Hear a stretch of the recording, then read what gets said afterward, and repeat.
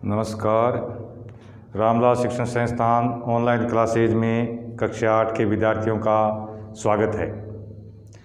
आज अपने पढ़ेंगे कंपनी द्वारा भारत में जो सुधार किए गए थे प्रशासकीय क्षेत्र में और न्याय के क्षेत्र में, उनके बारे में पढ़ेंगे। तो कंपनी द्वारा भारत में नए शासन की स्थापना, नए शासन की स्थापना। देखो, ब्रिटिश कंपनी के जो गवर्नर थे उन्होंने समय समय पर कुछ अपनी नई नीतियां भारत में लागू की, जिसको अपने प्रशासनिक सुधार कहते हैं। तो इसमें सबसे जो प्रमुख भूमिका रही वो है, आज अपन जो पढ़ेंगे वो है गवर्नर जनरल लॉर्ड हेस्टिंग्स की। किसकी है? Governor general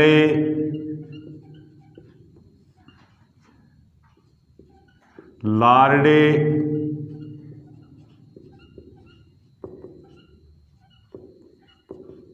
Hastings. तो ये लॉर्ड गवर्नर जनरल था। एक तो होता था गवर्नर जनरल, एक होते थे गवर्नर। गवर्नर जनरल के अधीन होते थे। जैसे लॉर्ड हेस्टिंग्स के समय ये 1773 से 1785 तक, 1773 से 1785 ईस्वी तक भारत का गवर्नर जनरल रहा। इस समय भारत में 3 प्रेसिडेंसी थी। क्या थी? प्रेसिडेंसी।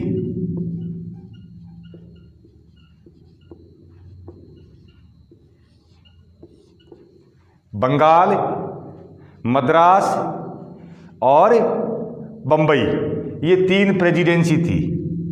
कौन कौन सी? बंगाल, मद्रास और बंबई। ये प्रेसिडेंसी क्या थी?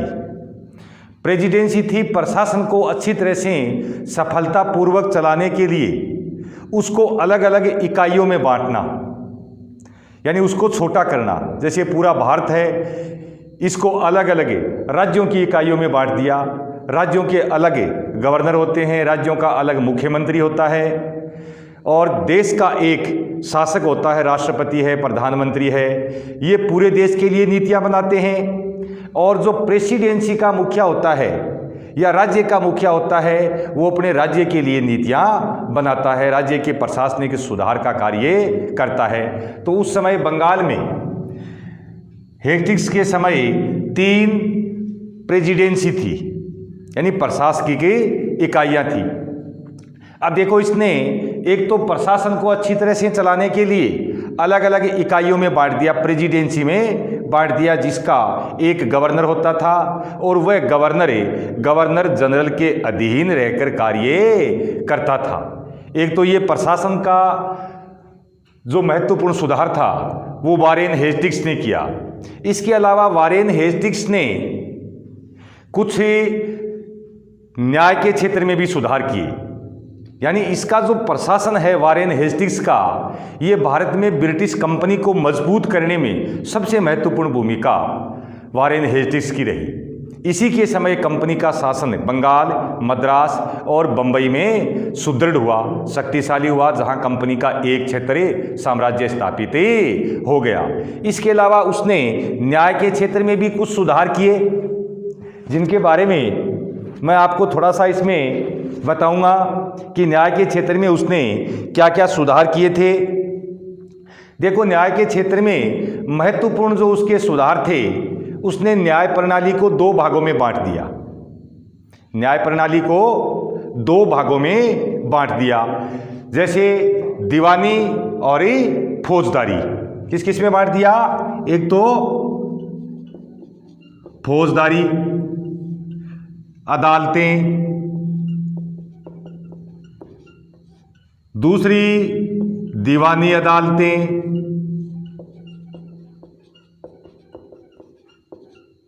ये दो प्रकार की अदालतें बना दी।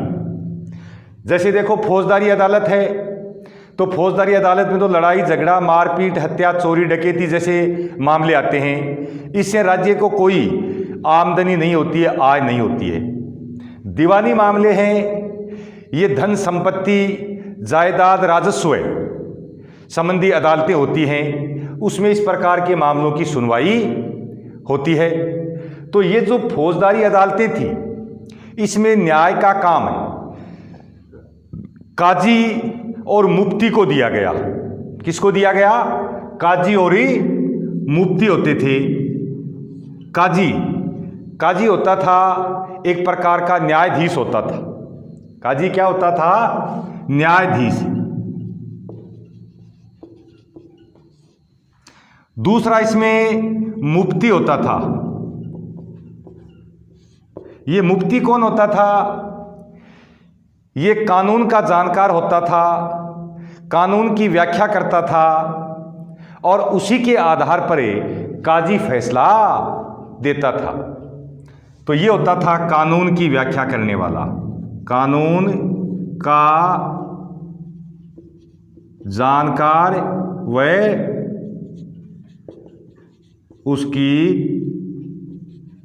व्याख्या करने वाला, जिस पर जो काजी होता था वो अपना फैसला देता था। तो इस प्रकार से कानून को उन्होंने, न्याय व्यवस्था को दो भागों में बांट दिया, फौजदारी अदालतें और ये दीवानी अदालतें। तो ये न्याय व्यवस्था में जो सुधार हुआ, जो बदलाव हुआ, वो लॉर्ड हेस्टिंग्स के समय हुआ। इसलिए लॉर्ड हेस्टिंग्स का जो शासन था वो भारत में प्रशासनिक सुधारों का शासन माना जाता है। तो ये थी लॉर्ड हेस्टिंग्स द्वारा भारत में स्थापित न्याय व्यवस्था। तो जो मुफ्ती और जो काजी होते थे, जो न्याय देते थे, उसके ऊपर अंग्रेज अधिकारी होता था। इनके ऊपर कौन होता था? अंग्रेज अधिकारी। उन्होंने प्रत्येक जिले में अदालतें बना दी थी। क्या कर दी थी? जिला अदालतें। जिला अदालतें बना दी। जैसे फौजदारी अदालत है, दीवानी अदालत है, ये कहाँ होती थी? ये जिले में होती थी। कहाँ होती थी? जिले में होती थी। और जिले का जो मुखिया होता था वो होता था जिला कलेक्टर। जिले का मुखिया कौन होता था? जिला कलेक्टर। जिला कलेक्टर ये जिले का मुखिया होता था। तो जो काजी होते थे, मुफ्ती होते थे, वो इसी के अधीन रह करके न्याय करते थे, फैसला देते थे फौजदारी अदालतों में। दूसरी जो दीवानी अदालतें थी, दीवानी अदालतों का मुखिया होता था जिला कलेक्टर। इसका मुखिया कौन होता था? जिला कलेक्टर। ये कौन होता था? ये अंग्रेज होता था। ये कौन होता था? अंग्रेज होता था। और ये जो काजी मुफ्ती होते थे, ये कौन होते थे? ये भारतीय होते थे। ये कौन होते थे? भारतीय होते थे। यानी उन क्षेत्रों में भारतीयों को रखा गया जिनसे अंग्रेजों को कोई आमदनी नहीं थी, और जिन क्षेत्रों से अंग्रेजों को आमदनी होती थी वहाँ अंग्रेज अधिकारी होता था। ये तो थी न्याय व्यवस्था। इसके अलावा न्याय व्यवस्था में भी द्वंद्व था कि काजी मुफ्ती थे, ये मुगलों के समय की न्याय व्यवस्था थी। तो हमारे भारत की प्राचीन जो न्याय प्रणाली थी हिंदू शासकों के समय, उसमें और मुगल न्याय व्यवस्था में अंतर था, भेद था, कानूनों का अंतर था। तो इसके लिए लॉर्ड हेस्टिंग्स ने भारत के 11 पंडितों को मिलाकर के और एक समिति बनाई थी 1775 में। कब बनाई थी? 1775 ईस्वी में 11 पंडितों की एक ही समिति बनाई थी और वो ये बताएगी अंग्रेजों को कि हिंदू धर्म के कौन कौन से कानून हैं, ताकि भारत में कानूनों में समरूपता आ जाए, समानता आ जाए कि हिंदुओं के कानून अलग न हो और मुसलमानों के कानून अलग न हो।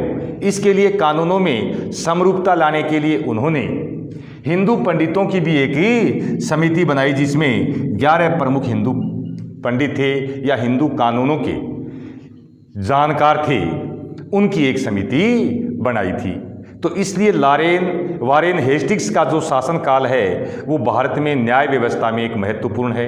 इसके अलावा इन्होंने कलकत्ता में एक सर्वोच्च न्यायालय की स्थापना की थी। आज तो सर्वोच्च न्यायालय है दिल्ली में, उस समय कलकत्ता इनकी राजधानी थी।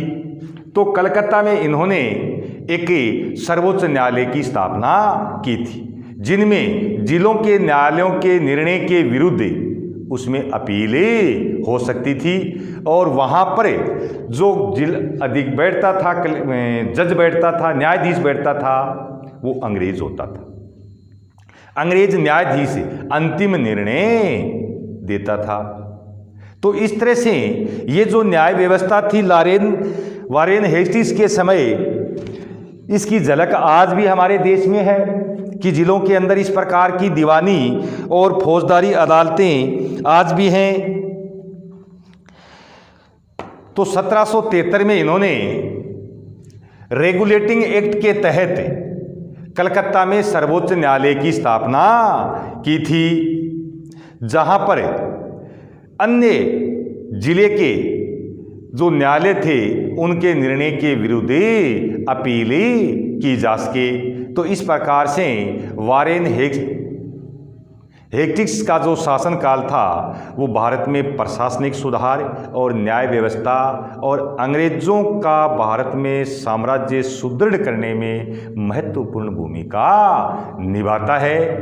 तो ये जो मैंने आपको थोड़ी सी चीज़ बताई है, इसको आप एक बार दोबारा लिख लेना। जो लिखने वाली चीज़ है वो आपको मैं व्हाट्सएप पर भेज दूंगा, जिसमें भारत में नए शासन की स्थापना में क्या क्या प्रशासकीय सुधार किए, सुधार किसने किए, जैसे वारेन हेस्टिंग्स ने किए। वारेन हेस्टिंग्स 1773 से 1785 ईस्वी तक भारत का गवर्नर जनरल रहा।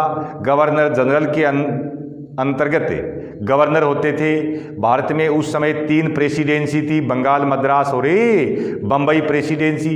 प्रेसिडेंसी क्या होता है? प्रेसिडेंसी शासन को सफलतापूर्वक चलाने के लिए उसको अलग अलग भागों में बांटा जाता है, जिसको इकाइयाँ कहते हैं। तो ये प्रशासकीय इकाइयों को क्या कहा गया है? प्रेसिडेंसी कहा गया है। इसके अलावा जो न्याय व्यवस्था में जो उसने सुधार किए उसके बारे में मैंने आपको बताया कि जिला अदालतों की स्थापना की। जिले में कौन कौन सी अदालतें बनाई? फौजदारी और दीवानी अदालतें। फौजदारी अदालतों में किस प्रकार के विवाद थे? लड़ाई झगड़ा, हत्या, मारपीट के विवाद थे, जिनकी सुनवाई काजी और मुफ्ती करते थे। काजी कौन होता था?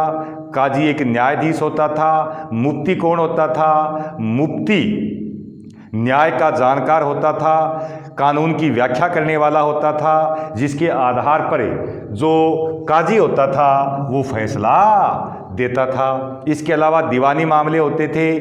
दीवानी मामलों में राजस्व, संपत्ति, कर, धन संबंधी मामले थे, जिनकी सुनवाई जिला कलेक्टर करता था, जो अंग्रेज अधिकारी होता था।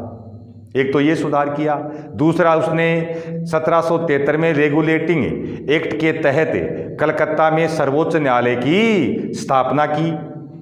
तीसरा, सर्वोच्च न्यायालय को अपीलीय अधिकार दिए गए कि अन्य न्यायालयों के निर्णयों के विरुद्ध उसमें अपील हो सकती थी, सुनवाई हो सकती थी। तो इस प्रकार से वारेन हेस्टिंग्स ने प्रशासन में कई सुधार किए और हिंदू धर्म के जो कानून थे उनके लिए, उनकी व्याख्या के लिए उन्होंने 11 पंडितों की एक ही समिति बनाई थी। तो ये न्याय व्यवस्था में 4 सुधार किए थे। जिला अदालतों की स्थापना करना, हिंदू कानूनों की पुनर्व्याख्या करना, रेगुलेटिंग एक्ट के तहत कलकत्ता में सर्वोच्च न्यायालय की स्थापना करना और न्यायालय, सर्वोच्च न्यायालय को अपीलीय अधिकार देना, जिसमें अपीलीय अदालत सदर निज़ाम अदालत की स्थापना की गई थी। तो इस प्रकार से ये महत्वपूर्ण सुधार वारेन हेस्टिंग्स के समय भारत में किए गए, जिनके बारे में आपको ये वीडियो के द्वारा बताया गया है। आप इसको थोड़ा सुन लेना अच्छी तरह से, कॉपी के अंदर जो लिखाने वाली चीज़ है वो लिख लेना और अपना ध्यान रखना। अभी एक टॉपिक बचा है, थोड़ा सा है, जिसमें है अंग्रेज़ों की जो फौज है वो किस प्रकार की थी, सेना कैसी थी और किस आधार, उस सेना के बल पर अंग्रेज़ों ने कैसे भारत पर शासन स्थापित किया। इनके बारे में एक वीडियो में बता दूंगा और अंत में निष्कर्ष है। उसके बाद अपना ये जो टॉपिक है ये पूरा हो जाएगा और फिर अपन 2 पाठों का टेस्ट लेंगे। तो जो चीज़ें, छोटी छोटी चीज़ें बताई हैं उनको आप अच्छी तरह से याद कर लेना। अपना ख्याल रखें। धन्यवाद।